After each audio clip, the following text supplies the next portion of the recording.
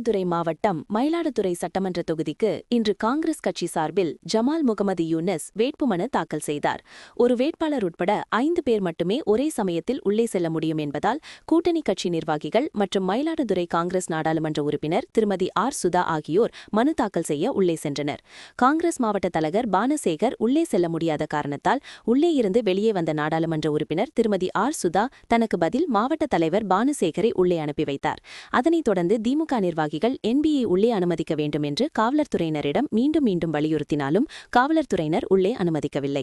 தொடர்ந்து உள்ளே இருந்து வெளியே வந்த காங்கிரஸ் மாவட்ட தலைவர் பானுசேகர் காவலர் துறையினரை சமாதானம் செய்து நாடாளுமன்ற உறுப்பினரை மனு தாக்கல் செய்யும் மயிலாடுதுறை கோட்டாட்சியர் அலுவலகத்தில் உள்ளே அழைத்து சென்றார். அங்கு சென்றபோதும் கூட்டணி கட்சியினர் யாரும் மனு தாக்கல் செய்யும் இடத்தை விட்டு வெளியே வராத காரணத்தால் மாடிப்படியில் தனியே அமர்ந்திருந்த காட்சி பரபரப்பை ஏற்படுத்தியது. செய்திகளை உடனுக்குடன் தெரிந்து கொள்ள லைக் பண்ணுங்க, ஷேர் பண்ணுங்க, சப்ஸ்கிரைப் பண்ணுங்க, மறக்காம கமெண்ட் பண்ணுங்க.